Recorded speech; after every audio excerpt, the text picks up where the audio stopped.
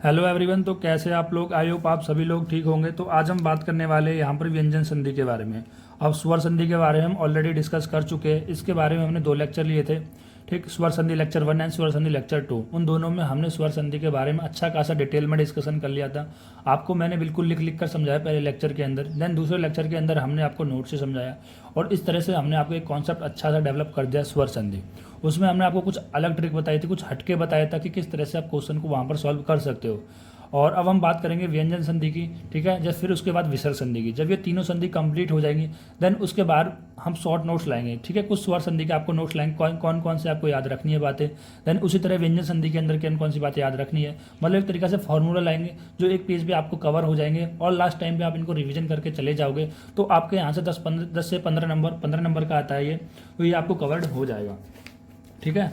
तो अब हम बात करते हैं व्यंजन संधि की। अब देखो, थोड़े बात करने से पहले व्यंजन संधि के बारे में हम आपको बता देते हैं। जो लोग मेरे चैनल पर पहली बार जुड़े हुए हैं या पहली बार आए हैं, तो मेरे चैनल पर बीएमएस ऑलमोस्ट कंप्लीट है। बीएमएस फर्स्ट ईयर, ठीक है, BMS first year almost complete है। अगर आप चरक संहिता के कोई लेक्चर खोज रहे हो, अष्टांग के खोज रहे हो, या किसी भी आयुर्वेद के सब्जेक्ट के लेक्चर खोज रहे हो, तो मेरे चैनल पर सभी अपलोड है। एक बार मेरे कहने से कृपा करके प्लेलिस्ट वाले ऑप्शन में जाइए और वहाँ पर चेक कीजिए, सारा कंटेंट आपको फ्री ऑफ कॉस्ट मिल जाएगा, ठीक।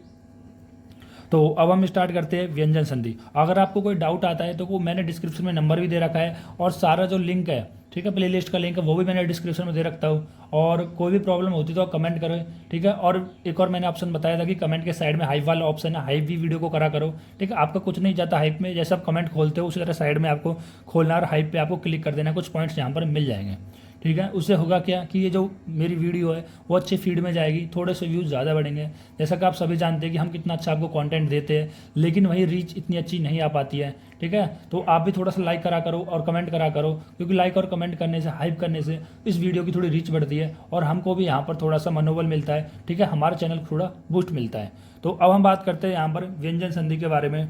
अब देखो, सबसे पहले हमने स्वर संधि के बारे में देखा। स्वर संधि के बारे में हमने क्या देखा कि जब दो स्वर, यानी पहले पद का जो अंतिम वर्ण होगा और दूसरे पद का पहला वर्ण होगा, दोनों ही कैसे होने चाहिए? स्वर होने चाहिए, तो उसको हम स्वर संधि कहते हैं। फिर आती है व्यंजन संधि, ठीक है, और इस व्यंजन संधि को हम हल संधि भी कहते हैं। जिस तरह से स्वर संधि को हम अच संधि कहते थे, क्योंकि उसमें सारे यहाँ पर स्वर मिल रहे थे, और हल संधि के अंदर व्यंजनों का मेल होता है, तो इसलिए हम हल संधि भी से कह सकते हैं। अब व्यंजन संधि के अंदर क्या बताया गया है कि जब किसी व्यंजन वर्ण के पश्चात कोई स्वर आए या व्यंजन आए, ठीक है, कोई स्वर आए या व्यंजन वर्ण आए, तो उसके योग में व्यंजन संधि होती है। जैसे कि एग्जाम्पल से आप समझो, देखो मेरा मानना यही है, संस्कृत में आपको जो लिखी हुई लाइन है वो समझ में नहीं आती, एग्जाम्पल आपको समझ में आते हैं, ठीक है। तो इसमें आप फोकस करा करो कॉन्सेप्ट पे ध्यान देने की, ना कि नोट्स के पीछे, ठीक है। नोट्स के पीछे संस्कृत को बिल्कुल मत भागना। अगर कोई चीज़ आपको समझ में आ रही तो ही उसको फॉलो करना। अगर आप सोच रहे हो कि नोट से पढ़ के हो जाएगा, एक दिन पेपर के पहले हो जाएगा, संस्कृत एक ऐसा सब्जेक्ट है जो 10 दिन पहले भी आप इसे अच्छे से नहीं कर पाओगे रट के। आप 10 दिन में रटोगे तो भी नहीं कर पाओगे, लेकिन 10 दिन समझ लोगे तो शायद आप कर पाओगे। तो इसको थोड़ा समझना इंपॉर्टेंट है ज़्यादा। तो हमने क्या बताया कि संधि क्या है, कि देखो जो लास्ट वाला वर्ड है, मतलब एक पहला वर्ड इसका व्यंजन होना चाहिए, देन दूसरा जो वर्ड है वो स्वर भी हो सकता है, व्यंजन भी हो सकता है, मतलब जिनका हम मेल कराते हैं ना भाई। संधि का मतलब क्या होता है? मेल कराना, जोड़ना। जिसका हम मेल करा रहे हैं उसका जो पहला शब्द है वो व्यंजन ही होना चाहिए, ठीक है। अब पहला वर्ड हमेशा व्यंजन ही होना चाहिए। जैसे कि मैं बात कर रहा हूँ राम, ठीक है, राम, ठीक है, ये इस तरह से राम प्लस ईस, राम प्लस ईस हो गया। तो यहाँ पर जो पहला वर्ड है वो हमेशा व्यंजन होना चाहिए, ठीक है। दूसरा वर्ड स्वर भी हो सकता है और व्यंजन भी हो सकता है। आपको बात समझ में आ रही है? व्यंजन संधि क्या है? तो व्यंजन संधि में बताया गया है कि जो पहला है आपका, जो भी कोई आपका शब्द होता है उसको जो अंतिम वर्ण होता है उसका व्यंजन होना कंपलसरी है। मैं लिख देता हूँ कि व्यंजन होना कंपलसरी है। अगर व्यंजन नहीं होगा, स्वर हुआ या विसर्ग हुआ, तो वो व्यंजन संधि के अंदर नहीं आएगा, ठीक है, कंपलसरी। तो पहला वर्ण कंपलसरी हो गया व्यंजन संधि के लिए। दूसरा कंपलसरी नहीं है। दूसरा शब्द यहाँ पर स्वर भी हो सकता था, और स्वर तो है ही, खैर व्यंजन भी हो सकता था, ठीक है। स्वर भी हो सकता है और व्यंजन भी हो सकता है। फिर हम इसके एग्जाम्पल देखते हैं कि पहला वर्ण यानी पहले पद का जो अंतिम वर्ण है वो व्यंजन है, और दूसरे पद का जो पहला वर्ण है वो स्वर है। इसका एग्जाम्पल कैसे? वाक प्लस ईस, वाक प्लस ईस, ठीक है। अभी आप समझो, जैसे कि वाक्य क्या है यहाँ पर क्या क्या है यहाँ पर व्यंजन, क्या व्यंजन क्यों है, क्योंकि इसके नीचे हलंत लग गया है। और ये हम पहली वीडियो में डिस्कस कर चुके हैं कि जिसके नीचे हलंत लग जाता है उसको हम प्योर व्यंजन कह सकते हैं। जैसे इसके नीचे यहाँ पर हलंत नहीं लगा है तो इसके अंदर एक स्वर छुपा हुआ होता है, ठीक है, लेकिन व्यंजन लगा है तो ये शो कर रहा है कि अब इसके अंदर कोई भी स्वर यहाँ पर नहीं है। तो पहला शब्द व्यंजन होना चाहिए, ठीक है, एंड दूसरा शब्द स्वर भी हो सकता है और व्यंजन भी हो सकता है। तो यहाँ पर क्या है, स्वर, ठीक है। तो ये इसका एग्जाम्पल हो गया स्वर संधि का, सॉरी व्यंजन संधि का। देन दूसरा एग्जाम्पल देखते हैं कि जहाँ पर देखो पहले पद का जो अंतिम वर्ण है वो भी व्यंजन है, दूसरे पद का जो पहला वर्ण है वो भी व्यंजन। एग्जाम्पल राम प्लस मायन, ठीक है, राम प्लस मायन मैंने लिख दिया, कुछ भी आप बना सकते हो। तो यहाँ पर क्या है, ये भी व्यंजन है और ये भी व्यंजन है, ठीक है। जब दो व्यंजन आपस में मिल जाते हैं तो वो भी किसके एग्जाम्पल के अंदर आएगा, व्यंजन संधि के एग्जाम्पल के अंदर आएगा। देन उसके बाद हम बात करते हैं व्यंजन संधि के भेद। देखो कोई भी ऐसा एग्जैक्ट नंबर नहीं है कि मैं कह दूं कि व्यंजन संधि 6 प्रकार की होती है, 8 प्रकार की होती है, 9 प्रकार की होती है, ऐसा कोई फिक्स नंबर है ही नहीं, ठीक है। जैसे यहाँ पर 6 संधि दी गई है, 6 व्यंजन संधि दी गई है नाम में, लेकिन जब हम किताब के अंदर डिस्क्रिप्शन में देखते हैं तो वहाँ पर 8-9 संधि के बारे में बताया गया है, ठीक। तो आपको ये मन में से वहम निकाल देना है कि कितनी संधियाँ होती है। कोई 10 संधि भी लिखी होती है किसी किसी बुक में, किसी में 8 लिखी होती है, और वैसे इंपॉर्टेंट आपकी 5-6 संधियाँ ही होती है, ठीक। जिस तरह से हमने स्वर संधि के अंदर देखा था कौन कौन सी, स्वर्ण दीर्घ, स्वर्ण संधि, गुण संधि, व्याधि संधि, ठीक है, स्वर संधि, गुण संधि, वृद्धि संधि, अयादि और यन संधि, ठीक है। तो आपको कैसे याद करना था वो कि स्वर्ण संधि, देखो स्वर्ण दीर्घ संधि मतलब दीर्घ कर रहे, किसका दीर्घ कर रहे, गुणों से, जिससे वृद्धि हो रही है, तो दीर्घ, गुण, वृद्धि, यन और अयादि, इस तरह से आप याद कर सकते थे। नॉर्मली ये जो 5 इंपॉर्टेंट थी, 3 संधि और भी हमने बताई थी, लेकिन ये 5 मोस्ट इंपॉर्टेंट थी। उसके लिए स्वर संधि के अंदर हमने यहाँ पर अच करके दोनों साइड अच लिखा था, और ट्रिक भी बताई थी किस तरह से आप पहचान सकते हो कि वो किस संधि का एग्जाम्पल है। देखो जरूरी नहीं है कि आपको एग्जाम्पल सॉल्व करने के लिए दे, आपसे ये भी पूछा सकता है कि स्वर संधि के अंदर वो कौन सा सब टाइप है, ठीक है। नॉर्मली आपसे 4-5 एग्जाम्पल दे सकता है, पूछ सकता है कि कौन सी गुण संधि है, कौन सी वृद्धि संधि है, कौन सी, ठीक है, कौन सी हमारा अयादि संधि है, तो ऐसे भी पूछा जा सकता है, ठीक है। उसी प्रकार से व्यंजन संधि के अंदर भी पूछा जा सकता है, ठीक है। तो आपको ऐसा ही नहीं केवल एग्जाम्पल को सॉल्व करना ही आना चाहिए, आपको पता लगाना चाहिए कि कौन सी संधि का वो एग्जाम्पल है। सब तरीके से क्वेश्चन आ सकता है, ठीक। जैसे पहले हम बात करते हैं सुचतुप संधि के बारे में। सुचतुप संधि का जो सूत्र होता है वो इस्तो सचु नासु, ठीक है। इसको समझने से पहले देखो कभी भी कोई सूत्र को आप डायरेक्ट मत समझा करो, क्योंकि सूत्र का मतलब होता है कि कम शब्दों में अपनी बातों को कह देना। तो यहाँ भी उन्होंने क्या कहा है कि कम शब्दों में अपनी बातों को कह दी, और आप इतने विद्वान तो हो नहीं कि सूत्र को पढ़ोगे और समझ में आ जाओगे। अगर सूत्र को पढ़ के समझ में आ जाता तो हिंदी की क्या जरूरत पड़ती, ठीक है। तो पहले हिंदी पढ़ो। हिंदी क्या बता रहा है, यदि स वर्ग और तय वर्ग के पहले या बाद में स या च वर्ग आए तो स को स और तय वर्ग को च वर्ग हो जाता है। आधे लोगों को तो समझ ही नहीं आया होगा, ठीक है। मुझे लगता है कि 90-95% बच्चों को समझ ही नहीं आया होगा जो पहली बार पढ़ रहे हैं। मतलब क्या हुआ, यहाँ पर बताया जा रहा है यदि एस वर्ग, देखो यदि एस वर्ग और तय वर्ग, अब ये एस वर्ग क्या होता है और तय वर्ग क्या होता है, ठीक है। तो यहाँ पर देखो एक मिस्टेक हो गई है, एस वर्ग नहीं होता, ये केवल एस होता है, एस और तय वर्ग, ठीक है। एस और तय वर्ग के पहले या बाद में, ये इंपॉर्टेंट है, पहले या बाद। अभी मैं समझाऊंगा, टेंशन मत लो। मैंने फ्लो चार्ट भी मतलब डिब्बा भी बना रहा, बॉक्स भी बना रखा है, तो वहाँ से समझाऊंगा। अभी इसको बस एक बार पढ़ो ताकि आगे जब थोड़ी समझने में हेल्प हो। कि यहाँ पर यदि स और तय वर्ग के पहले या बाद में स या च वर्ग आए, ठीक है, स या च वर्ग आए जाए तो स का श हो जाता है और तय वर्ग का च वर्ग हो जाता है। कैसे, अब समझते हैं। देखो हमने क्या बताया कि एस और तय वर्ग मतलब जो स है और तय वर्ग है, ठीक है। पूरा तय वर्ग के अंदर क्या जाता है, तय तख्ती, तय तन, तय दवा, तय धनुष, नैनल, ये सारे तय वर्ग के अंदर आ जाएंगे।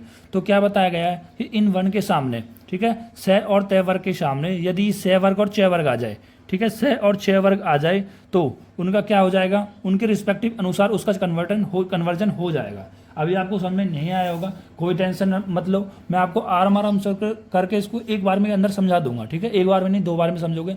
यदि एक बार इसको आप समझ गए तो आने वाले आप सभी को समझ जाओगे, क्योंकि सभी के अंदर वही कॉन्सेप्ट है। जैसे मैंने बताया पहले से, तो इसमें से कहाँ पर है ये ढूंढो आप, तो ये रहा से, तो ये रहा, कोई दिक्कत नहीं इसमें, तो इसमें कोई दिक्कत नहीं है, ये केवल एक वर्ण है। देन तय, तय पूरा वर्ग है, तय पूरा यहाँ पर वर्ग है, तो ये पूरा तय वर्ग, तय तख्ती, तय तन, तय दवा, तय धनुष, नैनल, ये तय पूरा क्या है, एक वर्ग है, ठीक है। तो जैसे मैंने बताया ना तय वर्ग, ये पूरा के वर्ग है, ये पूरा च वर्ग है, ये पूरा ट वर्ग है। अगर आपको ये नहीं पता ये कहाँ से आया है तो मैं फिर से वही कहूँगा कि बेसिक वाली वीडियो जरूर देखनी है सभी को। अगर कोई भी पहली बार इस चैनल पर आ रहा है बिना बेसिक के मत आओ, क्योंकि संस्कृत है ही ऐसी। अगर आप किसी चीज़ को मिस करोगे तो आप बस केवल चीज़ों को समझोगे, हाँ ऐसा होता होगा, ऐसा पढ़ाया हुआ होगा, तो ऐसा करा होगा। आपको चीज़ें समझनी है, एनालाइज करनी है, देन जाके करनी है। अब जितना मैं बताता हूँ उसके बाद भी आपको क्वेश्चन प्रैक्टिस करनी है, क्योंकि संस्कृत का कोई एंड नहीं है। और आप संस्कृत में बहुत सारे एक्सेप्शन बहुत आते हैं, ठीक है, संस्कृत में एक्सेप्शन बहुत आते हैं, लेकिन हमें इतना नहीं पढ़ना कि हम एक्सेप्शन ध्यान रखें। हम केवल नॉर्मल जो फॉर्मूला बताएंगे उनके अनुसार रख ले, उतना भी बहुत है, ठीक है। तो मैं क्या बता रहा था कि क्या बताया कि प्रथम वर्ग मतलब जो भी पहला प्रथम पद है, उस प्रथम पद के जो अंतिम वर्ण है, यदि वो क्षय होता है या तय वर्ग होता है। कैसे भाई, यही तो मैं बता रहा था। जैसे मान लो राम हो गया, रात समझ लो, रात हो गया, रात प्लस रात भर हो गया, तो रात भर, यानी जो प्रथम पद है, मतलब सॉरी देखो ये प्रथम पद है, इस प्रथम पद का जो अंतिम वर्ण है, यदि वो सा में से हो या ता वर्ग में से हो, ता वर्ग के अंदर पूरा आ जाएगा, तय तख्ती, तय थन, दे धनुष, दे दवा, दे धनुष, नंडल, इनमें से कोई भी आता है, ठीक है, तो वो किस में कन्वर्ट हो जाएगा, अपने रिस्पेक्टिव के अनुसार कन्वर्ट हो जाएगा। कि जैसे कि देखो यहाँ पर भरण नहीं हो सकता, क्योंकि इनके सामने आना चाहिए, इनके किसी के सामने होना चाहिए। जैसे मैं लिख देता हूँ रात चर, ठीक है, ऐसे कोई है नहीं, बस समझाने के लिए है कि। तो फिर से एक बार समझो कि अगर प्रथम पद के अंदर सा और ता वर्ग में से कोई आता है और उसके सामने यहाँ पर इन वर्ण में से कोई सा भी वर्ण है, जरूरी नहीं चे ही आए, ठीक है, ऐसा नहीं है तय के सामने चे ही आएगा, तय के सामने छः नहीं आ सकता है, तय के सामने सह नहीं आ सकता, कुछ भी आ सकता है। यदि इनमें से कोई भी आता है तो उसके रिस्पेक्टिव के अनुसार उसमें कन्वर्ट हो जाएगा। जैसे यहाँ पर तय आ रहा है, ठीक है, अब तय किस में कन्वर्ट होगा, यहाँ पर देखो तय किस में कन्वर्ट होगा, चय में कन्वर्ट होगा, तय में चय में कन्वर्ट होगा, ठीक है। अगर इसके मान लो सामने सह होता, रात सर होता, तो भी वो चय में ही कन्वर्ट होता, क्योंकि अपने रिस्पेक्टिव के अनुसार कन्वर्ट होता है। यहाँ पर दो बात समझना जरूरी है। पहली बात यह कि प्रथम वर्ण के अंदर अगर स और तय वर्ग के अंदर में से है, स और तय वर्ग का कोई भी वर्ण है और उसके आगे स और चय वर्ग में से है, तो वो अपने रिस्पेक्ट, देखो अब थोड़ा सही व्यू आ रहा होगा आपको, क्योंकि थोड़ा लेंस पर थोड़ी गंदगी जमी हुई थी, ये मैंने यहाँ पर साफ कर दिया। तो मैं आपको यहाँ पर क्या बता रहा था, मैं बता रहा था यदि प्रथम वर्ण के अंदर सा और ता वर्ग का कोई भी मेंबर आता है, या तो सा आ जाए या पूरा ता वर्ग में से कोई आ जाए, तय आ जाए, थे आ जाए, दे आ जाए, धय आ जाए, नए, और दूसरा जो पद है उसके सामने सा और च वर्ग में से कोई आ जाए, सा आ जाए, चे आ जाए, छः आ जाए, कोई भी वर्ण आ जाए, तो क्या होगा, उसके रिस्पेक्टिव के अनुसार कन्वर्ट होगा। यदि यहाँ पर तय है तो तय चे में जाता है, यदि यहाँ पर से होता तो से शे में जाता, यदि यहाँ पर थे होता तो थे छः में जाता, ठीक है, दे होता तो जे में जाता। इतना आपको समझ में आ रहा है भाई। 2 पॉइंट आप नोट कर लो कि इन वर्ण के सामने कोई सा भी वर्ण आ जाए, कोई टेंशन नहीं है, ठीक है, कोई सा भी वर्ण आ जाए। आप ऐसे मत सोचना कि अगर 6 आएगा तो थे में 6 में जाएगा, दे आएगा तो जाएगा, नहीं, ऐसा नहीं है। कोई सा भी वर्ण आ जाए इनके आगे तो आपको क्या करना है, उसके रिस्पेक्टिव के अनुसार उसको चेंज करना है। जैसे मान लो थे के सामने से आ रहा है तो कोई दिक्कत नहीं है, तो थे तो 6 में ही जाएगा। जब भी दे के सामने न आ रहा है, ठीक है, तो दे किस में जाएगा, जे में ही जाएगा। ये बात आपको क्लियर हुई है। अभी मैं एग्जाम्पल से और समझाने वाला हूँ, टेंशन मत लो, ठीक है। स या च वर्ग का योग पहले ही अथवा पश्चात, ठीक है। वो एक और पॉइंट आपको याद कर लेना है कि स और जो च वर्ग का जो योग हो रहा है वो पहले भी हो सकता है और बाद में भी हो सकता है। इस बात को भी हम समझेंगे। पहले आपको याद रखना है कन्वर्ट कौन होगा, स और तय वर्ग कन्वर्ट होंगे, ठीक, किसमें, स और च वर्ग में, स और तय वर्ग कन्वर्ट होंगे स और च वर्ग में, चाहे वो पहले आए या बाद में आए। एग्जाम्पल से समझा तो अभी अच्छे से समझ में आएगा। जैसे पहला एग्जाम्पल हमने लिया है हरीश प्लस से थे, तो यहाँ पर आप देखो से आ रहा है, ठीक है। अब से किस में कन्वर्ट होगा, अपने रिस्पेक्टिव के अनुसार। अब से के सामने इनमें से कोई भी आ जाए, कोई टेंशन नहीं है, से तो से में ही जाएगा, ठीक है।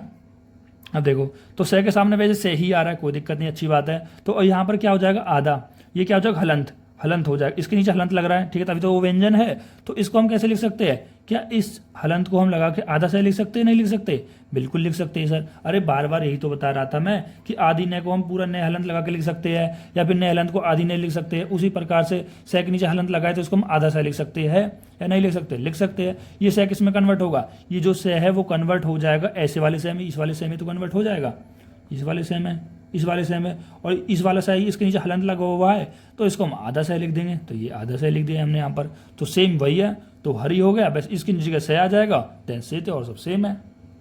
क्या इसमें कोई रॉकेट साइंस है, क्या इसमें कोई ऐसा जादू टोना मैंने कर दिया है, ठीक है, कोई अलग से बता दिया है, कितना सिंपल है। आपको नॉर्मल समझनी है बातें कि स और तय वर्ग के सामने, स और च वर्ग के अंदर से और चे में से कोई आता है तो उसको रिस्पेक्टिव के अनुसार उसमें चेंज कर दिया जाएगा। वो मैटर नहीं करता कि कौन पहले आ रहा है कौन बाद में आ रहा है। एक और एग्जांपल मैं समझाता हूँ इससे कि कौन पहले और बाद का एग्जांपल आपको समझ में आएगा। देखो ये भी एग्जांपल नहीं है, शायद इसके अंदर कोई ऐसा एग्जांपल नहीं आया है। चलो मैं अपने जोड़े से एग्जांपल बनाने की कोशिश करता हूँ। जैसे मान लो ये वाला जो से है, जैसे मैं मान लेता हूँ कि राम से हो जाता प्लस उसके बाद रामस प्लस तम हो जाता। ठीक है, एक और एग्जांपल मैंने बना दिया है। आप सेंस में मत जाना सर इसका मतलब क्या है, बस मैं आपको समझाने के लिए बता रहा हूँ। ये बात इसने क्या कही, से और चे वर्ग के योग के पहले हो या अथवा पश्चात हो से मैटर नहीं करता, कन्वर्ट कौन होगा, से और तय वर्ग ही कन्वर्ट होगा। से और तय वर्ग यहाँ पर कन्वर्ट होगा। ये बात आप समझ रहे हो ना। जैसे देखो यहाँ पर क्या है, रामस दो से आ रहा है, से अब देखो यहाँ पर ये वाला से आ रहा है, ठीक, ये वाला से आ रहा है और इसके सामने क्या आ रहा है, तय वर्ग आ रहा है, इसके सामने क्या आ रहा है, तय वर्ग आ रहा है। तो ये तय कन्वर्ट होगा किसमें, चे में। तो ये वाला जो तय है, ये वाला जो तय है वो कन्वर्ट होगा चे में। ठीक है, उससे मैटर नहीं करता ये बाद में आ रहा है या पहले आ रहा है। ठीक, जैसे यहाँ पर क्या था, यहाँ पर ये पहले वाला कन्वर्ट हो रहा था, लेकिन यहाँ पर दूसरा वाला कन्वर्ट हो सकता है, क्योंकि आपको परिवर्तन किसका करना है, से और तय वर्ग का, से और तय वर्ग का। ऐसे थोड़ी कि आप से का परिवर्तन कर दोगे, यहाँ पर इस वाले से का परिवर्तन कैसे कर दोगे भाई, इसमें तो इसका परिवर्तन उल्टा होता है ना। आपको परिवर्तन कैसे करना है, इस तय का करना है, क्योंकि यही तय, ये से और तय वर्ग ही परिवर्तन होते हैं से और चा वर्ग के अंदर। अब लिख दो इसको, कितना सिंपल है। तो रामस तय को किस में कर देंगे, हम चे में कर देंगे, पूरा चे बनेगा क्योंकि इसके नीचे हलंत नहीं है, तो रामस चम बन जाएगा। ठीक है, इस तरह से। और इसके एग्जाम्पल और क्या बताया गया है कि रामस प्लस चिन्होती, तो रामस प्लस चिन्होती, तो आपने देखा ये से है, ये से है, कोई दिक्कत नहीं है। और अच्छे से दिखाता हूँ आपको, देखो अब सही आ रहा होगा पूरा फ्रेम में। तो ये से है, ये से है, यानी प्रथम वर्ण क्या आ रहा है, प्रथम पद का जो अंतिम वर्ण है वो क्या आ रहा है, से आ रहा है। ठीक है, और जो दूसरा वर्ण है वो से और चे वर्ग के अंदर आना चाहिए, से और चे वर्ग के अंदर से आना चाहिए। तो ये किसके अंदर से आ रहा है, चे वर्ग से आ रहा है, मतलब चे ही है, तो कोई दिक्कत नहीं है, और भी अच्छी बात है। ठीक, तो अब आप इसको किस में कन्वर्ट कर दोगे, अब इस से को किस में कन्वर्ट कर दोगे, इस वाले से में कन्वर्ट कर दोगे। ये वाला इस वाले से में कन्वर्ट हो जाएगा, और इसके नीचे हलंत है तो इसके नीचे भी हलंत हो जाएगा। और इसको हम आधा लिख सकते हैं, आधा करके बिल्कुल लिख सकते हो सर, ऐसे लिख देंगे। तो कर दो, राम लिख दो, इसको एस को ऐसे लिख दो, ऐसे। और जो ये ई है अब ये किसके साथ आ जाएगी, इसके साथ आ जाएगी, तो रामस चिन्होती, सिंपल। देन इसके बाद सत प्लस चित देखते हैं। अब देखो अब ये तय वर्ग है, देखो जो पहला पद है उसका अंतिम वर्ण कौन सा, तय, सा और ता वर्ग के अंदर से कोई आना चाहिए। ठीक है सर, ता आ रहा है, दूसरा वर्ण क्या आ रहा है, चा आ रहा है, तो और अच्छी बात है सर, इसमें क्या दिक्कत है। अब इस ता को हम चे में कन्वर्ट कर देंगे। ठीक है, इस ता को हम चे में कन्वर्ट कर देंगे। तो चे में कैसे करोगे, ऐसे ही सर, ये चे हलंत लगा दिया, तो इस चे को हम आधी चे करके लिख सकता हूँ, आधी चे करके लिख सर लिख सकता हूँ, तो कर दो, कोई दिक्कत नहीं सर। देन दूसरा पकड़ो, सद प्लस जन, तो दय वर्ग आ रहा है, तो दय कोई दिक्कत है नहीं। प्रथम देखो यही मैं बताया, से और तावर के अंदर से, तावर के अंदर से दय आता है सर, आता है, बिल्कुल आता है, तो दा को पकड़ लो। देन दूसरा वर्ण क्या है, जय है, दूसरा वर्ण क्या है, जय है सर, इसमें से कोई जय है, हाँ बिल्कुल सर ये है, तो कन्वर्ट कर दो। दय को किस में कन्वर्ट कर दो, इसके रिस्पेक्टिव में, तो किस में कन्वर्ट होगा, जय में ही होगा। तो दय को किस में कर दोगे, आप जय में कर दोगे सर। इसके नीचे हलंत है तो इसके नीचे भी हलंत होगा। क्या इसको मैं आधा जय लिख सकता हूँ, लिख सकता हूँ सर, तो ये कर दो सज्जन। क्या कोई दिक्कत, क्या कोई दिक्कत नहीं होनी चाहिए। देन उसके बाद हम दूसरी संधि के बारे में बात करते हैं। दूसरी संधि है सटुत्व संधि, सटुत्व संधि। ठीक है, हर एक संधि का जो नाम है वही क्लियर करता है कि परिवर्तन किस में होना है, सटुना सटु। देखो जैसे पहली वाली संधि को हम दिखाते हैं कि पहली वाली संधि आपसे क्या कह रही थी। पहली वाली संधि को जो हम सूत्र नहीं बताया था हमने, वो बताया था इस तो सचु नासचु, यानी से वर्ग और च वर्ग, यही तो बताया, से वर्ग और च वर्ग, यानी कि से और च वर्ग में यहाँ पर आपको कन्वर्ट करनी थी बातें, तो वही थी कि से और च वर्ग में, यानी जो ये से और तय है उसको से और च में कन्वर्ट करना है, वही सूत्र होता है। ठीक है भाई, क्वेश्चन कभी सूत्र में नहीं होता, आंसर परिवर्तन सूत्र में होता है, तो ये परिवर्तन तो होगा। उसी प्रकार से ऋतुना ऋतु, ऋतुना कह रहा ऋतु, जो भी पढ़ना है आपको पढ़ लेना एक बार, ऋतुना ऋतु जो भी है। ठीक, तो ये क्या बता रहा है, इसको हम समझेंगे। पहले हम समझते हैं कि हिंदी में क्या लिखा हुआ है कि सा या तय वर्ग के पहले या बाद में, सा या तय वर्ग आए तो देखो क्या बताया जा रहा है, सा या ता वर्ग के पहले या बाद में, सा या ता वर्ग हो तो स को सा तथा तय वर्ग को तय वर्ग हो जाता है। ठीक है, इसको समझ में नहीं आया कोई दिक्कत नहीं है, ये टेबल से आप समझो। ठीक है, इसको टेबल थोड़ा बना देता हूँ, थोड़ा अच्छा से जो दिखे, लाइन खींच देता हूँ इसके सामने।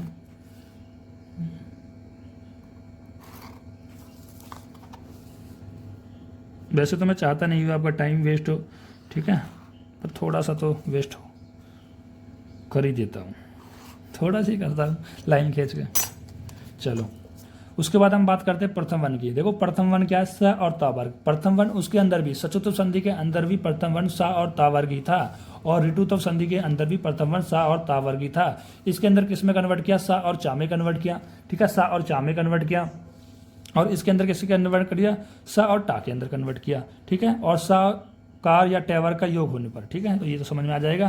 तो अब आपको क्या समझ में आया कि जैसा नाम है ऐसा करना है। आपको सा और तावर याद रख लेना है, आपको क्या रख लेना है, सा और तावर के अंदर रख लेना है कि जब सा और तावर का आपको याद रख लोगे, आपसे बोला सचुतु संधि, अब सचुतु संधि यानी से वर्ग में कन्वर्ट करना है, चे वर्ग में कन्वर्ट करना है। सर सचुतु संधि तो हमें याद हो गई, सर कितनी सिंपल थी भाई, सचुतु संधि तो हमें याद हो गई भाई। देखो पहले आपको सा और तावर याद रखना है, आपसे बोल दिया कि सचुतु संधि, सचुतु संधि, तो आपने नाम से सचुतु है यानी से वर्ग, सॉरी से वर्ण और चे वर्ग, ठीक है। तो से लिखो और चे लिखो, ठीक है, से और ते वर्ग को सामने लिखो और इसको भी सामने लिखो, सीधा सीधा कन्वर्जन कर दो, सिंपल। देन दूसरा आपसे कहा किसी ने ऋतुत्व संधि, ऋतुत्व संधि आपने क्या याद रख रखा है, सा और तावर्ग याद रख रहा है, तो सा और तावर्ग लिखा, तय तख्ती तय तन दे दवा दे धनुष नैनल, क्या कबूतर लिख रहे हो छोटे बच्चों की तरह, ठीक। आपसे बोला ऋतुत्व संधि, ऋतुत्व संधि नाम से क्या है, से में, मतलब इस वाले से में कन्वर्ट करना है और इस वाले पूरे टे वर्ग में कन्वर्ट करना है, इसको इसके सामने लिख दिया, सर बात ही खत्म। अबे जो पहले हम करते आ रहे थे वही तो है यहाँ पर भी भाई। यहाँ पर क्या था, यहाँ पर क्या था, यहाँ पर यही तो था कि इनके सामने यदि कोई भी वर्ण आता है तो वो रिस्पेक्टिव अपने के अनुसार चेंज हो जाते हैं, ठीक है, चाहे वो पहले आए बाद में, कोई मैटर नहीं करता। इसी प्रकार से सा और ता वर्ग इनके वर्ण में से अनुसार कोई भी पहले आए, चाहे सा के सामने ठे आई तो सा तो से में ही कन्वर्ट होगा, तय के सामने ने आए तो तय तो टे में ही कन्वर्ट होगा, सिंपल। चाहे आगे आए पीछे आए कोई फर्क नहीं पड़ता। एग्जाम्पल से समझो, एग्जाम्पल से समझो, जैसे पीस प्लस तम, तो यहाँ पर क्या रहा, शा आ रहा है। देखो यहाँ पर देखो पहला ये वर्ण आया है, ठीक है। आप ये मत सोचना कि प्रथम वर्ण के अंदर हमेशा ये प्रथम रूप ही आएगा, नहीं, ये मैंने प्रथम रूप ऐसे नहीं है कि अगर ऐसे मैंने लिख दिया कि प्रथम रूप, तो आप यही समझो कि प्रथम रूप के अंदर हमेशा पहले यहीं से स्टार्टिंग होगा, यहीं से यहीं वर्ण आना चाहिए, नहीं तो क्वेश्चन तो गलत हो जाएगा। ऐसा नहीं है बच्चों, उन्हें साफ साफ बताया था कि सा या च वर्ग के योग के पहले हो अथवा पश्चात हो। जब सा और च वर्ग का जब योग हो रहा हो तो उसके पहले और बाद में दोनों से, दोनों ओर हो सकता है, दोनों तरफ हो सकता है, तो वो गलत नहीं माना जाएगा। उसी प्रकार से यहाँ से परिवर्तन रूप पहले लिख दिया गया है, मतलब जो से पहले आया है उसके बाद में तय आया है, उसके बाद में क्या आया, तय आया है। और आप जानते हो तय तो किस में कन्वर्ट होगा, टे में कन्वर्ट होगा, तय तो किस में कन्वर्ट का होगा, अपने रिस्पेक्टिव के अनुसार कन्वर्ट होगा। तो आपको क्या करना है, सेम कुछ नहीं करना भाई, इससे ये इसके नीचे हलंत लगा हुआ है, ठीक है, इसके नीचे हलंत लगा हुआ है, क्या हम इसको आधा से लिख सकते हैं, सर बिल्कुल लिख सकते हैं। अब तय को हम टे में लिख सकते हैं, नहीं लिख सकते हैं, बिल्कुल लिख सकते हैं, ठीक है। अब आप ये मत कहना कि सर टे के नीचे हलंत लगा हुआ, भाई तय के नीचे हलंत नहीं तो टे के नीचे हलंत क्यों होगा, समझ रहे हो बात को, जब तय के नीचे हलंत नहीं तो टे के नीचे क्यों होगा, क्योंकि इसके रिप्लेस में आया है। तो कर दो, पी ई लिखो, आधा से लिखो और यहाँ से टे लिखो और ये मैकअप में आ गया, कितना सिंपल है।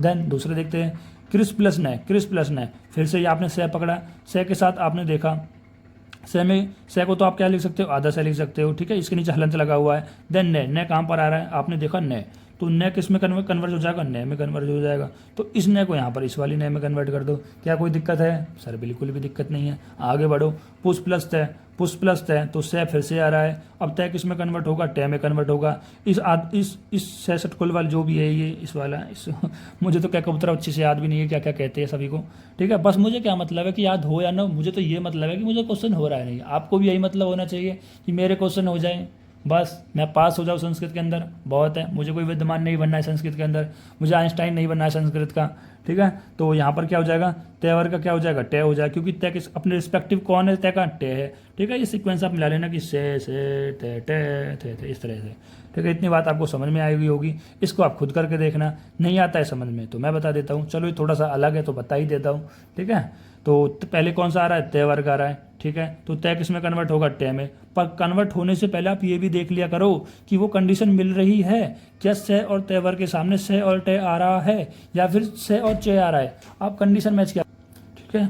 और कंडीशन मैच कर रही तो उसके अनुसार आपको परिवर्तन करना है, ठीक। अगर मान लो जैसे मैंने बोल दिया यहाँ पर टे नहीं होता, ठीक है, यहाँ पर तय नहीं होता, यहाँ पर चे हो जाता, तो आप किस में कन्वर्ट करते, आप सचुत संधि लगाते, फिर ये वाली संधि लगाते हैं ना, फिर तय को चे में कन्वर्ट करते आप।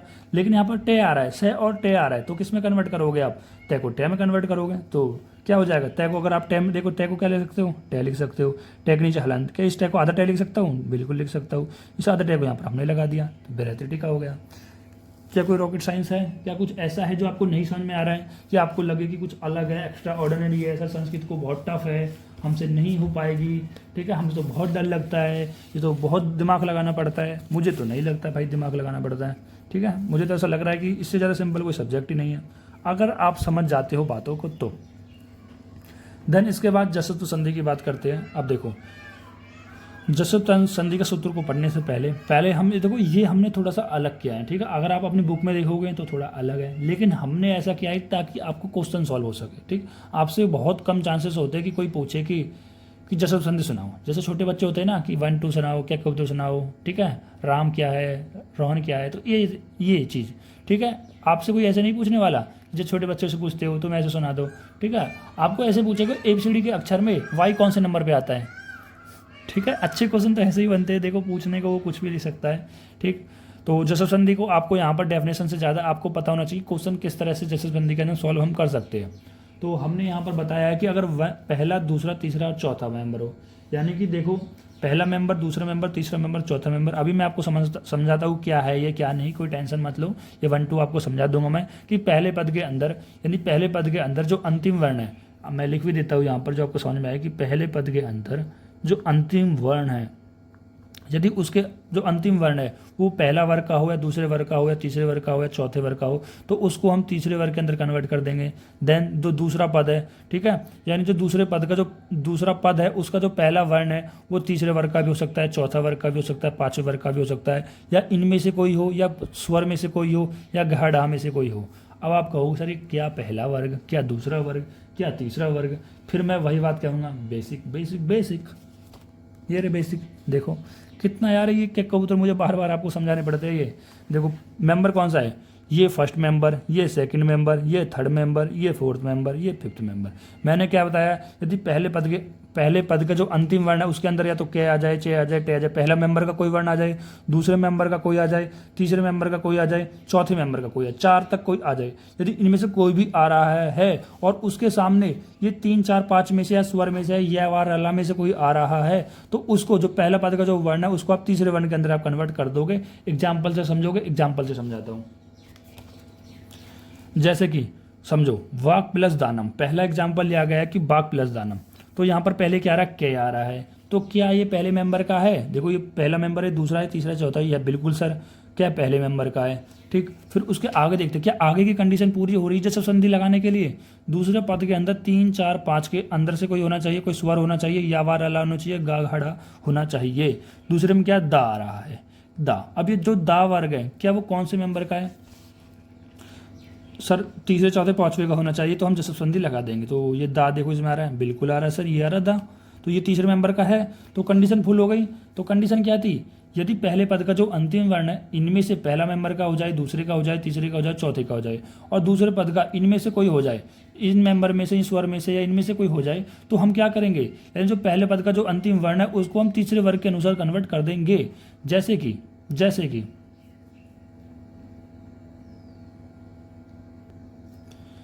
जैसे कि अब हमने बताया वाक प्लस दानम हो गया, तो इस वाक को यानी ये कौन सा पहले मेंबर का है, ये कौन सा तीसरे मेंबर का है, जसव संधि लगा सकते हैं। तो यानी कि इसको हम, ये पहले मेंबर का है तो इसको हम तीसरे मेंबर में कन्वर्ट कर देंगे, ठीक है। कोई से भी मेंबर का हो कोई दिक्कत नहीं, चाहे दूसरे का हो, चाहे तीसरे का हो, चौथे का हो, हमें क्या करना है, इसको तीसरे मेंबर के अंदर कन्वर्ट करना है। तीसरा मेंबर कौन सा है, ये रहा तीसरा मेंबर, तो ये रहा देखो तीसरा मेंबर क्या है, तो इसका पहला मेंबर, ये दूसरा, ये तीसरा, इस गै में कन्वर्ट कर देना है, ठीक है। तो गै में कन्वर्ट कैसे करोगे, कै के नीचे हलंत लगाए तो गै के नीचे भी आप हलंत लगा दोगे, ठीक है। इस गै को हम आधा गै ले सकते हैं, बिल्कुल लिख सकते हैं सर, तो ठोक दो यहाँ पर वाग्दानम हो गया।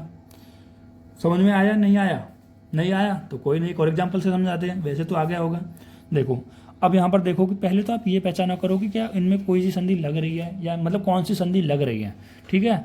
और एक और जो मैं बताने वाला था बात ये थी कि जब आप एग्जाम में क्वेश्चन सॉल्व करो, चाहे आप PA में करो, चाहे आप अपने पीरियड के जो असेसमेंट होते हैं या फिर 6 महीने के अंदर जो होते हैं, तो उनके अंदर भी जब भी आप करो इस टेबल को जरूर बना लिया करो, ठीक है। मैंने कैसे याद की थी, मैंने कह रही थी ऐसे कचट कचट और तप, कचट तप यानी कै वर्ग पूरा याद होगा, इसे 6 वर्ग याद होगा, इसे टे वर्ग याद होगा, इसे ते वर्ग याद हो गया, और इसे पे वर्ग याद हो गया। और ये तो याद रहता है, ये अनस्तन ऊष्मर संयुक्त है, ठीक है। या रलाबा या सा या शाह क्षेत्र गया, इस तरह से मैंने याद किया था, ठीक है। आप भी कर सकते हो कचट तप करके। तो अब हम आगे बात कर रहे थे एक और एग्जाम्पल की, जैसे हमने देखा जगत, तो तय हमने देखा कि तय कौन से मेंबर का है, देखो पहले पद का जो अंतिम वर्ण है वो तय आ रहा है, तो हमने देखा जो ये तय है वो कौन से मेंबर का है। तो आप याद करो, रिकॉल करो रिकॉल। आपको ऐसे तो रिकॉल नहीं आएगा, ठीक है, शायद आपको ये रट भी ना पाओ, तो आप इसको बना लिया करो। आपने देखा जो क है वो पहले मेंबर का ही है, ठीक है, तो ये तो बात ठीक है। अब दूसरी कंडीशन देखो, जो ई आ रहा है, ई देखो मैंने बताया था तीसरे चौथे मेंबर में से कोई है, बिल्कुल नहीं है। ई तो एक सुअर है, क्या सुअर वाली कंडीशन आ रही सर? है। आपने देखा कि पहला वर्ग आ रहा है और सुअर आ रहा है, इनमें से कंडीशन पूरी हो रही है, तो इसमें हम जसव संधि लगा सकते हैं। और जसव संधि क्या कहती है कि जो यहाँ पर ये अंतिम वर्ण होता है इसको आप तीसरे में कन्वर्ट कर दो, ठीक है। अब ये जो तय है तो इस तय को आप तीसरे में ले जाओ, तय तख्ती थे तन और दे दवाद, ठीक है, तय तख्ती थे तन और दे दवाद, तय तख्ती थे तन और दे दवाद। तो दे यहाँ पर क्या लिख दोगे, तय को आप क्या लिख दोगे, दे के नीचे हलंत लगा दो क्योंकि तय के नीचे हलंत लगा हुआ है, ठीक। और अब यहाँ पर ये क्या जो ई है, ये क्या करेगी, ये कहेगी रुक जा, मैं तो इनको पूरा करती हूँ। भाई जब भी हम इसको कोई सुअर दे देते हैं तो वो क्या हो जाता है, कंप्लीट हो जाता है। भाई हम ब्रेक कैसे करते हैं, किसी भी व्यंजन को हम ब्रेक कैसे करते हैं, उसके अंदर से स्वर निकाल के, तो स्वर देके उसे फिर से व्यंजन कंप्लीट भी तो कर सकते हैं उसको। तो यहाँ पर ई क्या कर रही है, रुक भाई तू रुक, मैं तेरे पास आती हूँ। तो ये तय के पास गई और तय किस में कन्वर्ट हो गया, तो दे में, तो ये अल्टीमेटली किसके पास गई, दे के पास गई। तो यहाँ पर जगदीश बन गया, ओम जय जगदीश हरे, तो ये जगदीश बन गया। देन उसके बाद हम बात करते हैं तीसरे की। एक और एग्जाम्पल से मैंने आपको समझाया है, देखो मैं एग्जाम्पल इसलिए बताता हूँ ताकि आप ज़्यादा से ज़्यादा समझ सको, ठीक है। देन देखो आपने देखा ये क्या है, शुद्ध प्लस धी। आपने देखा जो पहला पद है इसका जो अंतिम वर्ण है, ठीक, जो अंतिम वर्ण है वो किसके अंदर आता है, डायरेक्टली आपको याद नहीं होगा। आपने यहाँ पर अपना चार्ट देखा कि दह किसके अंदर आ रहा है, तो आपने देखा कि जो दह धनुष है वो किसके अंदर आ रहा है, तो देखते ये आ रहा है, पहला दूसरा तीसरा चौथा, चौथे मेंबर के अंदर आ रहा है दह धनुष आ रहा है, दह धनुष आ रहा है, ठीक है। तो पहले आपने लिख दिया कि चौथे मेंबर के आ रहा है। फिर आपने दूसरा पद देखा, दूसरे पद के अंदर आपने देखा कि क्या आ रहा है, ई आ रहा है, छोटी ई आ रहा है। छोटी क्या है, स्वर है, स्वर की संख्या कितनी होती है, 9 होती है। अच प्रत्यार के अंदर 9 स्वर आते हैं, ए आई उ री ली ए औ, इस तरह से 9 स्वर होते हैं। आपने देखा कि कंडीशन कौन सी पूरी हो गई, कंडीशन जस्व संधि वाली पूरी हो गई। भाई जस्व संधि वाली पूरी हो गई कि पहला मेंबर होना चाहिए, मतलब इन 1 2 3 4 वर्ग के अंदर से कोई मेंबर होना चाहिए इनका अंतिम वर्ण, और दूसरे पद के अंदर इनमें से कोई है तो आप जस्व संधि लगा दोगे। करना क्या है, जो दह है, दह ये चौथा मेंबर है तो इसका तीसरे मेंबर के पास जाओ। ये चौथा मेंबर है, देखो ये रहा, तो इसका तीसरा मेंबर कौन होगा, दह ही होगा।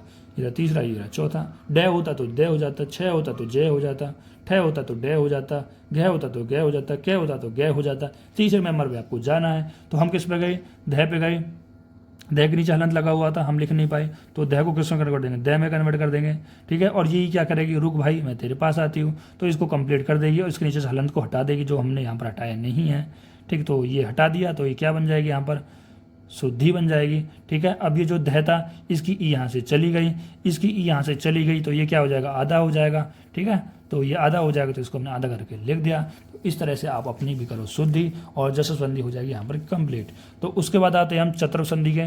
चतुर्थ संधि, अब चतुर्थ संधि क्या कहती है, वो कहती है कि पहला मेंबर यानी जो पहला पद है उसका जो अंतिम वर्ण होगा वो पहले मेंबर का हो, दूसरे का हो, तीसरे का हो, चौथे का हो, सेम जस्व संधि की तरह ही, ठीक है। और तो उसमें क्या बताया गया, दूसरी कंडीशन क्या बताई है, जो दूसरा वर्ण हो उसका जो पहला मेंबर हो, या तो वो पहले वर्ग का हो या दूसरे वर्ग का हो, या ये सारे सेम से कोई सा भी सह हो, तो हम इसके अंदर किसके रखेंगे, चतुर्थ संधि के अंदर रखेंगे। समझ में आया नहीं आया, जैसे एग्जाम्पल से समझो, एग्जाम्पल से ज़्यादा अच्छा समझ में आता है। आपने एक एग्जाम्पल दिया सत प्लस पुत्र देखा, तो तय वर्ग है, तो तय किसके अंदर आता है, आपने देखा कि तय किसके अंदर आता है, पहले वर्ग के अंदर आता है, यानी जो पहला पद है इसका जो अंतिम वर्ण है, ठीक है, वो तय है जो कि पहले मेंबर के अंदर आता है। देन दूसरा जो है वो किसके अंदर आता है, पे पतंग किसके अंदर आती है, पहले वर्ग के अंदर आती है, तो ये भी पहले वर्ग के अंदर आ रही है, ठीक है। जो ये हमने 1 2 यहाँ पर छोड़ दी थी ना, ये 1 2 यहाँ पर छोड़ दी थी, अगर ये 1 2 यहाँ पर आ रही है तो आप किसके अंदर लगाओगे, इसको चतुर्थ संधि के अंदर लगा दोगे, ठीक। तो आपने देखा कि ये भी पहले मेंबर का है, ये भी पहले मेंबर का है, तो ये वाली कंडीशन यहाँ पर फुलफिल हो गई, तो आप इसमें चतुर्थ संधि लगा सकते हो। चतुर्थ संधि क्या कहती है कि इनका जो अंतिम वर्ण होता है उसको आप हमेशा पहले वर्ण का आदेश है यानी पहले वर्ग में कन्वर्ट कर दो, यानी तय को आप किस में कन्वर्ट कर दोगे, तय का जो पहला वर्ग है, भाई तय तो खुद ही पहला वर्ग है, तो इसको किस में कन्वर्ट करोगे, तय में ही रहेगा वो। तो इस तय को हम क्या लिख सकते हैं, तो आधा तय लिख सकते हैं क्योंकि इसके नीचे हलंत लगा हुआ है, तो आधा तय लिख देंगे तो सतपुत्र हो जाएगा।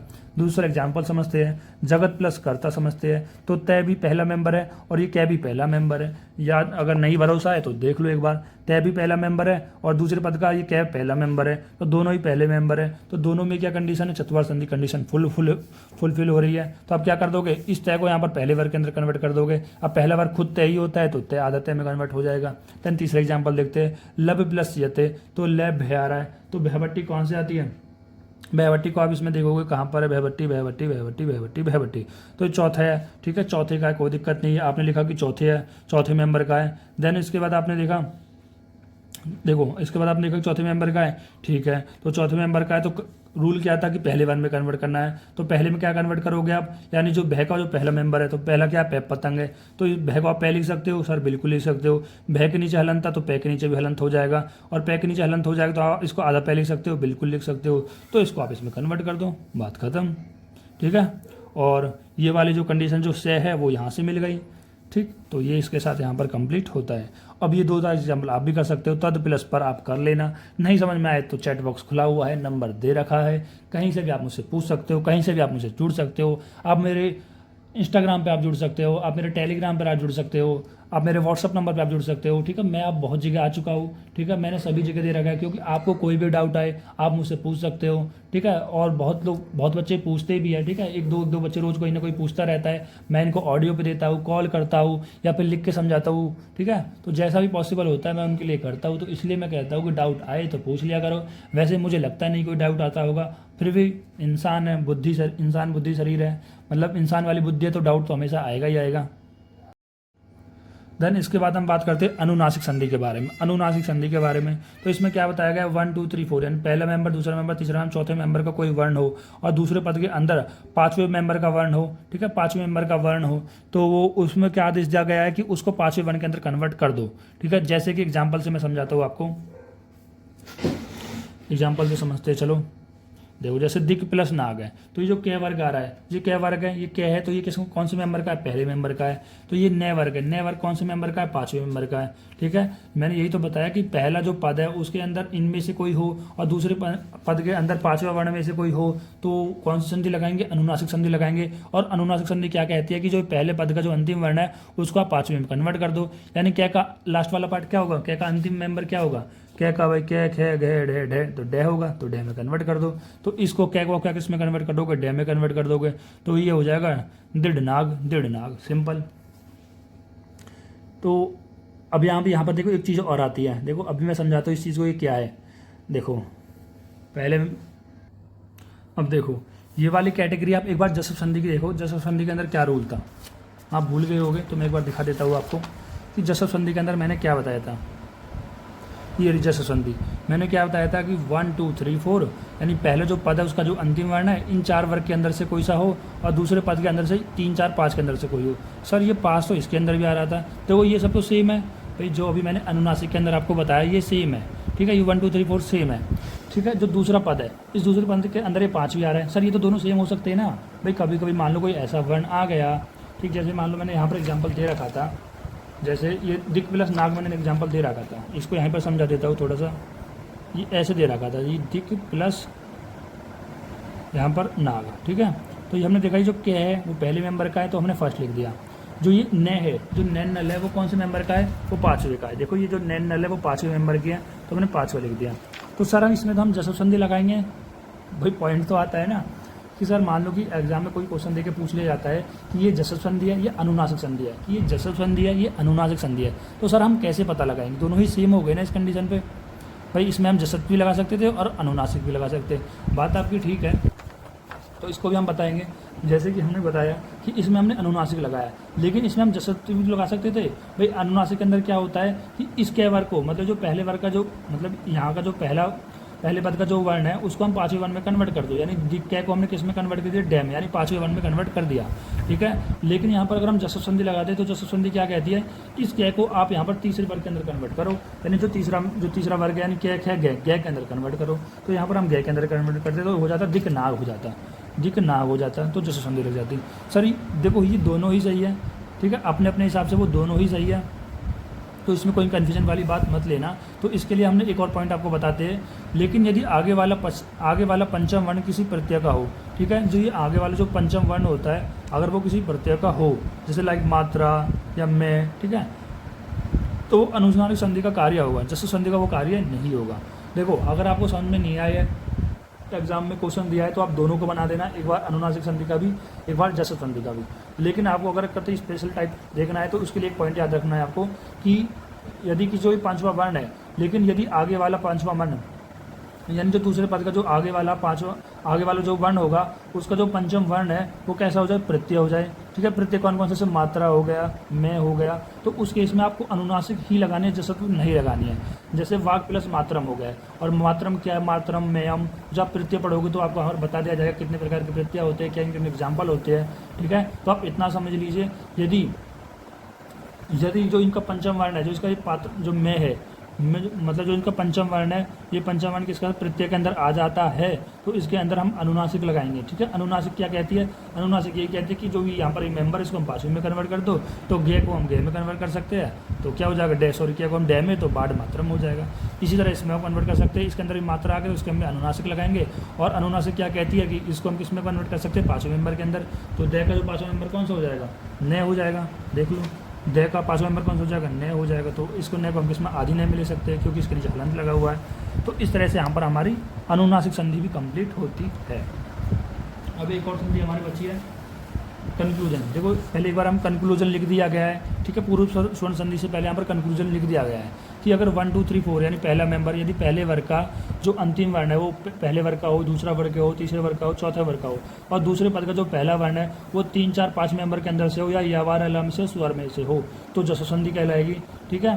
और फिर इसके लिए आदेश क्या दिया गया कि इसके जो पहले वर्ग अंतिम वर्ण है, मतलब पहले पद का जो अंतिम वर्ण है उसको 3 में कन्वर्ट कर देना है। यानी इसमें बताया गया फिर कि जो पहले वर्ग, दूसरा वर्ग, तीसरा वर्ग, चौथा वर्ग, ठीक है, तो इसका जो पहले पद का जो अंतिम वर्ण इनमें से कोई हो और दूसरे वर्ग का पांचवें में से कोई हो तो अनुनासिक कहलाई जाएगी। और इसमें जो आदेश दिया गया है वो पांचवें मेंबर को कन्वर्ट करना है। ये मैं तो पिछले बता चुका हूँ, वही बस बात है, थोड़ी सी समझनी है, तो यही यहाँ से आपको निष्कर्ष मिल जाएगा। फिर बताया गया है कि जो दूसरा पद है यदि 1 2 में से हो, सा में से कोई हो तो इसका जो आदेश दिया गया वो 1 में कन्वर्ट करने के लिए दिया गया है, वो चतुर्थ संधि के अंदर आ जाएगा। देन अब हम आगे बढ़ते हैं पूर्व स्वर्ण संधि के बारे में। पूर्व स्वर्ण संधि के बारे में तो पूर्व स्वर्ण संधि क्या बताई गई है कि 1 2 3 4 यानी पहला मेंबर, दूसरा मेंबर, तीसरा मेंबर, चौथा मेंबर हो तो आपको हमेशा तीसरे वर्ण के अंदर इसको कन्वर्ट करना पड़ेगा। क्यों, जब उसके आगे है वर्ण हो, जब दूसरे पद के अंदर आगे है वर्ण हो, ठीक है, दूसरे वर्ण के अंत में जब है वर्ण हो और पहले पद का वर्ग अनुसार चौथा वर्ण हो, ठीक। जैसे एग्जाम्पल से आप समझो, आप एग्जाम्पल से समझोगे। जैसे यहाँ पर बताया गया है कि वाक प्लस हरी, तो वाक प्लस हरी तो क्या कौन से मेंबर का है भाई, पहले मेंबर का है। आपने देखा कि पहले मेंबर का है, पहली कंडीशन फुल हो गई फिर पहले मेंबर का आ जाएगा। जो है वो है कौन से मेंबर का है, तो आपने देखा है चौथे मेंबर का है आ रहा है तो आपने चौथे मेंबर का लिख दिया, ठीक है। तो अब आपको क्या करना है, देखो कंडीशन क्या थी, यदि देखो पहला वर्ण इनमें से कोई आ जाए और दूसरा जो पद है उसका जो पहला वर्ण अगर है वर्ण आता है तो उस कंडीशन में आप पहले वर्ग को, जो ये पहले वर्ग का जो अंतिम वर्ण है उसको आप तीसरे वर्ण में कन्वर्ट कर दोगे। यानी इस क्या को आप किस में कर दोगे, गे में कन्वर्ट कर दोगे, ठीक है भाई। क्या को तो हमने गे में कन्वर्ट कर दिया, इसके नीचे हलंत था तो गे के नीचे भी हलंत आता, इसलिए हमने इसको आधा लिख दिया, ठीक। देन उसके बाद आता है हरी, तो हरी में हमने देखा कि हरी क्या है, चौथा मेंबर है, तो इस चौथे मेंबर को आपको पहले वर्ग के चौथे वर्ण में कन्वर्ट करना है कि पहला वर्ग कौन सा है उसके अनुसार इसको चौथे वर्ण में कन्वर्ट यहाँ पर करना है। तो पहला वर्ग कौन सा है हमारा, के वाला था, तो इसके अनुसार इसको हम चौथे में कन्वर्ट कर देंगे। तो इसके अनुसार कौन सा, के, खे, घे, डे, तो डे में कन्वर्ट कर देंगे। तो ये हो गया बागधड़ी हो गया। एक और एग्जाम्पल समझो, जैसे अप प्लस हिति, तो पे पतंग आ रहा है, तो पहले कौन सा आ रहा है हमारा, कौन सा मेंबर है, पहला मेंबर है, तो हमारा कौन सा मेंबर है, पहला मेंबर है, तो हमने क्या लिख दिया, पहला लिख दिया। देन दूसरा ये और उस पहले मेंबर या 1 2 3 4 के आगे है वर्ण आता है, तो है वर्ण आता है तो इसका हमें तीसरा वर्ण कन्वर्ट कर देना है। देखो पहले तो इसको हम तीसरे वर्ण में कन्वर्ट करना है, ठीक है, इसको तीसरे वर्ण में, इसका तीसरा वर्ण क्या हो जाएगा, पे पतंग, फे फल, बे बकरी, ठीक है, बे बकरी आपने लिख दिया, ठीक। देन दूसरा इसको हम चौथे वर्ण में कन्वर्ट करना है तो बे बट्टी लिख दोगे, तो बे बट्टी लिख दोगे। समझ रहे हो बात को, जो आपको यहाँ पर ये कन्वर्ट करना है ना वो इसके अनुसार करना है भाई, है को जो हमें चौथे वर्ण में कन्वर्ट करना है को चौथे वर्ण के अनुसार कन्वर्ट करना है, लेकिन पहले वर्ग के अनुसार कन्वर्ट करना है, ठीक। देखो अगर आपको समझ में नहीं आ रहा है तो आपको वीडियो को 2 बार देखनी पड़ेगी, क्योंकि कभी कभी होता है कि संस्कृत में एक बार में समझ में ना आए तो 2 बार में फिर आपको यहाँ पर चीज़ें अच्छे से समझ में आ जाती है। देन हमारे पास एक और संधि बची है तुलरी संधि। तुलरी संधि क्या कहती है कि तय वर्ग, मतलब तय वर्ग है, ठीक है, तय वर्ग के बाद अगर तय वर्ग के बाद यदि L1 आता है तो उसका कन्वर्जन ले में ही होगा, यानी तय तख्ती थैतन तैतवार नल के बाद यदि ले1 आता है, ले1 आता है तो उसका कन्वर्जन ले में ही होगा। जैसे तय के बाद ले आ रहा है तो इस तय को हम ले में ही कन्वर्ट कर देंगे, तो ले में कन्वर्ट हो गया। अगर थे के बाद ले आता तो थे को भी ले में कन्वर्ट कर देते, दे के बाद ले आता तो दे को भी ले में और ने को भी कन्वर्ट कर देते। तो इस तरह से हमारी तुलरी संधि हो जाता है। अब देखो यहाँ पर सारी संधि कंप्लीट होती है और ये हमारी स्वर संधि हो गई अच्छे से कंप्लीट, यानी इसके बाद हमने अभी यहाँ पर व्यंजन संधि अच्छे से कंप्लीट कर लिया है। और अगर कोई ऐसा शब्द है, कोई ऐसी चीज़ है जो आपको समझ में नहीं आई है तो आप भेजिए, कमेंट कीजिए। मैंने व्हाट्सअप नंबर दे रखा है डिस्क्रिप्शन के अंदर, और आप कमेंट सेक्शन है तो वहाँ पर भी कर सकते हो, और टेलीग्राम चैनल है तो वहाँ पर भी मुझे कर सकते हो, और इंस्टाग्राम चैनल है वहाँ पर भी आप मुझे कर सकते हो। मतलब बहुत जगह से आप मुझे जुड़ सकते हो, जहाँ से आपको अच्छा लगता है कि मुझे इंस्टाग्राम पे अच्छा लगता है तो इंस्टाग्राम पे जुड़िए। आपको लगता है नहीं सर मुझे डायरेक्ट बात करनी है सर से, तो आप मेरे व्हाट्सअप नंबर पे जुड़िए। आपको लगता है कि सर जहाँ जो अपडेट देते रहते हैं मुझे टेलीग्राम से जुड़ना है, तो टेलीग्राम का भी मैं लिंक यहाँ पर नीचे दे दूंगा, ठीक है। शायद टेलीग्राम का लिंक नहीं देता था, शायद नहीं देता मुझे पता नहीं है, तो वो मैं देख लूँगा। अगर नहीं देता होगा तो टेलीग्राम का भी मैं लिंक वहाँ पर नीचे प्रोवाइड आपको कर दूँगा, ठीक है। तो थैंक यू गाइस। अगर आपको वीडियो अच्छी लगी हो तो मेरी आपसे एक ही रिक्वेस्ट है, ज़्यादा से ज़्यादा अपने दोस्तों को शेयर कीजिए ताकि हमारा मनोबल बना रहे और हम इतनी अच्छा कंटेंट आपके लिए डिलीवर करते रहे। फिर मिलते हैं विसर्ग संधि के साथ, तब तक के लिए पढ़ते रहे, अपना ध्यान रखें।